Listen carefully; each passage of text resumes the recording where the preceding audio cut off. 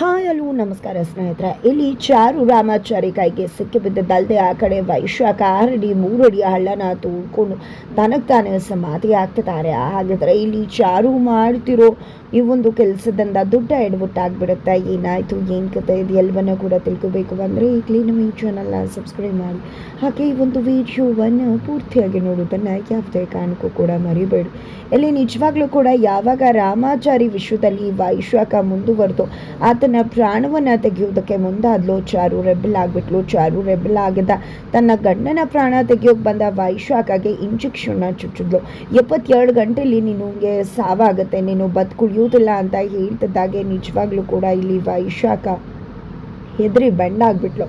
ಏನು ಮಾಡೋದಪ್ಪ ಅಂತ ಅನ್ಕೋತಿದ್ದಾಗೆ ತುರ್ಕಿ ಎಲ್ಲ ಕಾಣಿಸ್ಕೊತು. ಡಾಕ್ಟ್ರ್ ಹತ್ರ ಹೋಗಿ ಇಲ್ಲಿ ಚೆಕಪ್ ಮಾಡಿಸಿದಾಗ, ಬ್ಲಡ್ ಟೆಸ್ಟ್ ಮಾಡಿಸಿದಾಗ ನಿಮ್ಮ ಎಲ್ಲ ಆರ್ಗನ್ಸ್ಗೂ ಕೂಡ ಈ ಒಂದು ವಿಷಯ ಹರಡ್ಬಿಡುತ್ತೆ. 72 ಗಂಟೆ ಒಳಗೆ ಖಂಡಿತ ಎಲ್ಲ ಆರ್ಗನ್ಸ್ ಕೂಡ ಡ್ಯಾಮೇಜ್ ಆಗತ್ತೆ ಅಂತ ಹೇಳಿದಾಗ ಏನು ಮಾಡಲಿ ನಾನು ಅಂದಾಗ ಆ್ಯಂಟಿಡೋಸ್ ಕೊಡಬೇಕಾಗತ್ತೆ, ಬಟ್ ಅದು ಯಾವ ಇಂಜೆಕ್ಷನ್ ಅನ್ನೋದನ್ನು ನೀವು ಹೇಳಬೇಕಾಗತ್ತೆ ಅಂದಾಗ ಏನಪ್ಪ ಮಾಡು ಅಂದ್ಕೊಂಡಿದ್ದೆ. ಇಲ್ಲಿ ಈಗೋನ ಬಿಟ್ಟು ಇಲ್ಲಿ ಚಾರುನ ಕೇಳಿದಾಗ ಚಾರು ನಿಜವಾಗ್ಲೂ ಕೂಡ ಇಂಜೆಕ್ಷನ್ ಕೊಡೋದಕ್ಕೆ ಒಪ್ಕೊಳ್ಳೋದಿಲ್ಲ. ಇಲ್ಲಿ ವೈಶಾಖ ರಿಕ್ವೆಸ್ಟ್ ಮಾಡಿದಾಗ ಸರಿ ಆಯಿತು, ನಾನು ಹೇಳು ಟಾಸ್ಕ್ ಮಾಡಿದ್ರೆ ಖಂಡಿತವಾಗ್ಲೂ ನಿನಗೆ ನಾನು ಹೇಳ್ತೀನಿ ಅಂತ ಹೇಳಿ ಭಿಕ್ಷೆ ಬೇಡಿಸಿದ್ರು. ಭಿಕ್ಷೆ ಬೇಡಿ ಬಂದಂಥ ವೈಶಾಖನ ಅತ್ತೆ ಹತ್ರ ಕ್ಷಮೆ ಕೇಳಿಸಿದ್ರು. ರುಕ್ಕುವಿಂದ 68 ಓಡಿಸಿದ್ಲು ಚಾರು. ಇಷ್ಟೆಲ್ಲ ಆದರೂ ಕೂಡ ಇಲ್ಲಿ ವೈಶಾಖಕ್ಕೆ ಹೇಳೋಕೆ ಮುಂದೆ ಆಗೋದೇ ಇಲ್ಲ ಚಾರು. ಇನ್ನೂ 72 ಗಂಟೆ ಇದೆ, ಅದ್ರ ಒಳಗಡೆ ಹೇಳ್ತೀನಿ ಹೋಗು ಅಂತ ಹೇಳಿ ಕಳಿಸ್ಬಿಟ್ಲು. ಈ ಕಡೆ ಕ್ಷಣಕ್ಕೂ ಕೂಡ ತನ್ನ ಸಾವ ಹತ್ರ ಆಗತ್ತೆ ಅನ್ನೋದನ್ನ ನೆನೆಸ್ಕೊಂಡಿದ್ದೆ. ಇಲ್ಲಿ ವೈಶಾಖ ತುಂಬಾನೇ ಹೆದರ್ಕೋತಿದ್ದಾಳೆ. ಈ ಕಡೆ ರುಕ್ಕು ಅಂತೂ ಅಕ್ಕ ನಿನಗೆ ಹೇಳೋದಿಲ್ಲ ಅಂತ ಅನ್ನಿಸ್ತಿದೆ. 72 ಗಂಟೆ ಆಗ್ತಿದ್ದಾಗೆ ನಿನ್ನ ಕೈ ಕೊಡ್ತಾಳ ಅವಳು, ಖಂಡಿತ ನಿನ್ನ ಜೀವ ಹೋಗ್ಬಿಡತ್ತೆ ಅಂತ ಹೇಳಿ ಇನ್ನೂ ಕೂಡ ಎದುರಿಸ್ತಿದ್ದಾಳೆ ರುಕ್ಕು.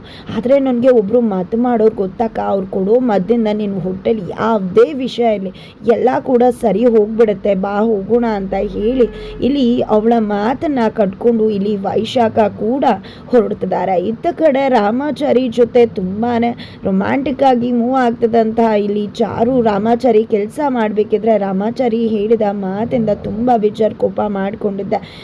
ಈ ಕಡೆ ವೇಷನ ಧರಿಸೇ ಬಿಡ್ತಾಳೆ, ಈ ಕಡೆ ಬುಡ್ಬುಡ್ಕೆ ವೇಷನ ಧರಿಸ್ಕೊಂಡಿದ್ದೆ. ಈ ಕಡೆ ಬರ್ತಾ ಇದ್ರೆ ರುಕ್ಕು ಮತ್ತು ವೈಶಾಖ ಇಬ್ಬರು ಕೂಡ ಮಧ್ಯಮ ಕೊಡ್ತಕ್ಕಂಥ ಸ್ವಾಮಿಗಳ ಹತ್ರ ಹೋಗ್ತಿದ್ದಾರೆ.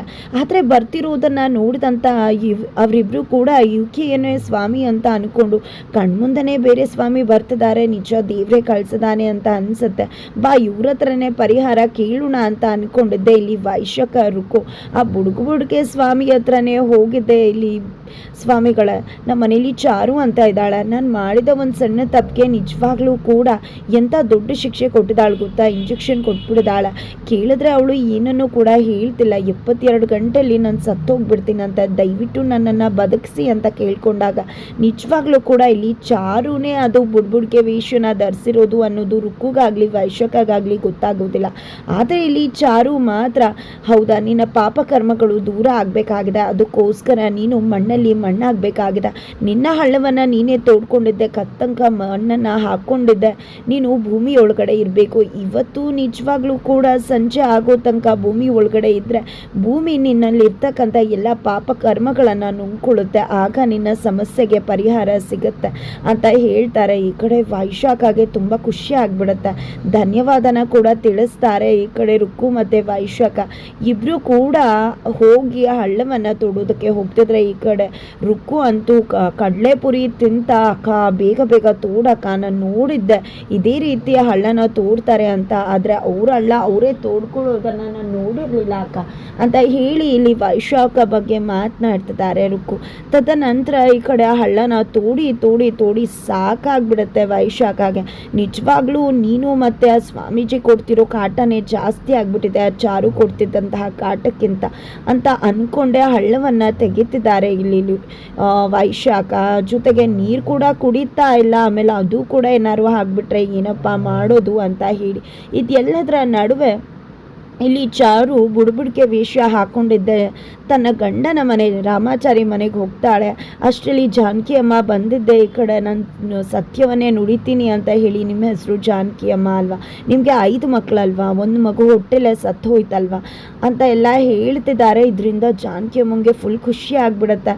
ನಂತರ ಮನೇಲಿ ಯಾರಿದ್ದಾರೆ ಕರ್ಕೊಂಡು ಬನ್ನಿ, ಅವರ ಭವಿಷ್ಯವನ್ನು ನುಡಿತೀನಿ ಅಂದಾಗ ಇಲ್ಲಿ ನನ್ನ ಮಗ ಸೊಸೆ ಇದ್ದಾರೆ ಕರ್ಕೊಂಡು ಬರ್ತೀನಿ ಅಂತ ಹೇಳಿ ಇಲ್ಲಿ ಚಾರುಗೆ ಹೋಗ್ತಾರೆ ಜಾನಕಿ ಅಮ್ಮಂಗೆ ಗೊತ್ತಿಲ್ಲ ಸೊಸೆನೇ ಈ ರೀತಿ ಡಮರುಗರ ವೇಷದಲ್ಲಿ ಬಂದಿದ್ದಾರೆ ಅಂತ. ಇಲ್ಲಿ ನಾನು ಒಬ್ಬ ಡಮರುಗ ಬಾರಿಸ್ತಾ ಸತ್ಯವನ್ನ ಭವಿಷ್ಯವನ್ನ ನುಡಿತೀನಿ ಅಂತ ಹೇಳಿ ಇಲ್ಲಿ ಚಾರು ಹೇಳ್ತಿದ್ದಾರೆ. ಇತ್ತ ಕಡೆ ರಾಮಾಚಾರಿ ಹತ್ರ ಜಾನಕಿ ಅಮ್ಮ ಬಂದಿದ್ದೆ, ಪಾಪ ಹೊರಗಡೆ ಸ್ವಾಮಿಗಳು ಬಂದಿದ್ದಾರೆ ಅಂದಾಗ ಹೋಗಮ್ಮ ನಾನು ಕೆಲಸ ಮಾಡ್ತಿದ್ದೀನಿ, ಅವ್ರಿಗೆ ದಕ್ಷಿಣೆ ಕೊಟ್ಟು ಕಳಿಸು ಅಂದಾಗ ಅವರು ಆ ರೀತಿ ಅಲ್ಲ ಸ್ವಾಮಿಗಳು, ಬಾಪ ಅವರು ಭವಿಷ್ಯವನ್ನೇ ನುಡಿತಾರೆ ಅಂದಾಗ ಏನಮ್ಮ ಮಾತಾಡ್ತಿದ್ಯಾ, ಭವಿಷ್ಯ ನುಡಿತಾರ ಅಂದಾಗ ಹೌದು ಕಣೋ, ಇಲ್ಲಿ ನನಗೆ 5 ಮಕ್ಕಳಿತ್ತು, ಒಂದು ಮಕ್ಕಳು ಸತ್ತೋಗಿತ್ತು, ಎಲ್ಲ ವಿಷಯ ಅವ್ರಿಗೆ ಗೊತ್ತಿತ್ತು ಅಂದಾಗ ಯಾರ ಹತ್ರನೋ ಕೇಳ್ಕೊಂಡು ಬಂದಿರ್ತಾರೆ ಈ ಅಗ್ರಹಾರದ ಬೀದಿಲಿ, ನಮ್ಮ ಬಗ್ಗೆ ಯಾರು ಕೇಳುವುದಿಲ್ಲ ಅಂದಾಗ ಇಲ್ಲ ನಿಜವಾಗ್ಲೂ ಅವರು ಸತ್ಯನೇ ನುಡಿತಾರೆ ಬಾ ಅಂತ ಹೇಳಿ ಇಲ್ಲಿ ರಾಮಾಚಾರಿನ ಕರ್ತ್ಕೊಂಡು ಜಾನಕಿ ಅಮ್ಮ ಬರ್ತಾರೆ. ಬರ್ತಿದ್ದಾಗೆ ಚಾರುನ ನೋಡಿದೆ, ಏನೋ ಒಂದು ರೀತಿ ಎಲ್ಲೋ ನೋಡಿದೆನಲ್ಲ ಅಂತ ಇಲ್ಲಿ ರಾಮಾಚಾರಿಗೆ ಅನ್ಸೋಕೆ ಶುರುವಾಗತ್ತೆ. ನಂತರ ಇಲ್ಲಿ ಚಾರು ಇಲ್ಲಮ್ಮ ಬರೀ ಮಗನ್ ಕರ್ಕೊಂಡು ಬಂದಿದ್ದೀರಾ, ಸೊಸೆನೇ ಕರ್ಕೊಂಡು ಬಂದಿಲ್ಲ ಅಂದಾಗ ಅಯ್ಯೋ ಅವಳು ಮನೇಲಿ ಇರಲಿಲ್ಲ ಅಂತ ಹೇಳ್ತಾರೆ. ಹೌದಾ, ಇವನ ಹೆಸರು ರಾಮಾಚಾರಿ ಅಲ್ವಾ, ನಿನ್ನ ಮೊದಲನೇ ಅವಳಿ ಮಗ, ಜೊತೆಗೆ ನಿನ್ನ ಸೊಸೆ ಹೆಸರು ಲತೆ, ಚಾರು ಲತೆ ಅಲ್ವಾ ಅಂದ ತಕ್ಷಣ ಇಲ್ಲಿ ಜಾನಕಿ ಅಮ್ಮಂಗೆ ಖುಷಿ ಆಗ್ಬಿಡುತ್ತೆ, ಹಿಂಗೆ ಸತ್ಯ ಹೇಳ್ತಿದ್ದಾರೆ ನೋಡು ಅಂತ. ಈ ಕಡೆ ರಾಮಾಚಾರಿಗೂ ಕೂಡ ಆಶ್ಚರ್ಯ ತರಿಸ್ತಿದೆ, ಏನಪ್ಪ ಹೇಗೆ ಇವರೆಲ್ಲ ಸತ್ಯ ಹೇಳ್ತಿದ್ದಾರೆ ಅಂತ. ನಂತರ ಏನಮ್ಮ ಬೇಕು ಕೇಳಿ ಹೇಳ್ತೀನಿ ಅಂತ ಇಲ್ಲಿ ನುಡ್ಸೋದನ್ನೇ ಹೇಳ್ತೀನಿ ಅಂತ ಇಲ್ಲಿ ಚಾರು ಹೇಳ್ತಿದ್ರೆ, ಈ ಕಡೆ ಜಾನಕಿ ಅಮ್ಮ ನನ್ನ ಮಕ್ಕಳಿಗೆ 1 ವರ್ಷ ಆಯಿತು, ಇನ್ನೂ ಕೂಡ ಮಕ್ಕಳು ಆಗ್ತಿಲ್ಲ ಅಂತ ಹೇಳಿದಾಗ ನಿನ್ನ ಮಗ ಸರಸ ಸಲ್ಲಾಪಕ್ಕೆ ಒಗ್ಗೋದಿಲ್ಲ, ಕೆಲಸ ಅಂತ ಹೇಳ್ತಿರ್ತಾನೆ, ನಿನ್ನ ಸೊಸೆಗೆ ನೋವು ಮಾಡ್ತಿರ್ತಾನೆ, ಮಕ್ಕಳೆಲ್ಲಿಂದ ಆಗತ್ತಮ್ಮ ಅಂತ ಹೇಳ್ತಿದ್ದಾಗೆ ಈ ಕಡೆ ಚಾರು ಮೀಸೆ ಕಳ್ಚ್ಕೋತಾ ಇರುತ್ತೆ. ಅದನ್ನು ರಾಮಾಚಾರಿ ನೋಡಿದೆ, ರಾಮಾಚಾರಿಗೆ ಅನುಮಾನ ಇತ್ತು, ಈಗ ಕ್ಲಿಯರ್ ಆಗೋಯ್ತು, ಈ ಕಡೆ ಅದು ಚಾರು ಅಂತ ಗೊತ್ತಾಗೋಯ್ತು.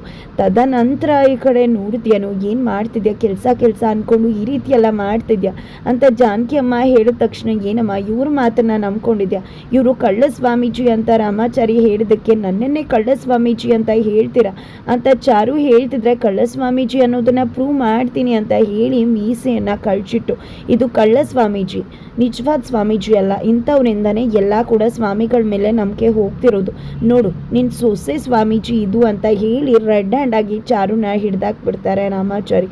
ಈ ಕಡೆ ಜಾನಕಿ ಅಮ್ಮಂಗಂತೂ ಫುಲ್ ಖುಷಿ ಆಗ್ಬಿಡುತ್ತೆ ಚಾರುನ ವೇಷದಲ್ಲಿ ನೋಡಿದ.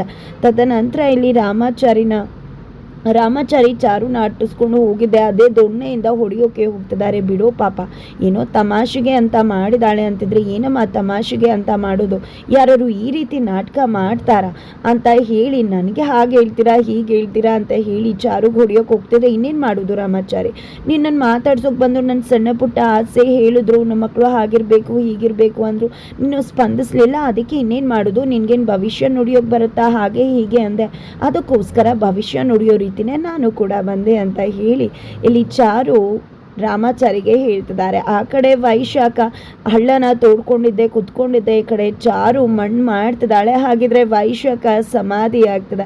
ಅತ್ತ ಕಡೆ ನಿಜವಾಗ್ಲೂ ಕೂಡ ಚಾರು ಏನು ಅನ್ಕೊಂಡಿದ್ದಾರೆ, ಈ ಕಡೆ ವೈಶಾಖ ನಿಜವಾಗ್ಲೂ ಸಮಾಧಿ ಆಗಿಬಿಡ್ತಾರೆ.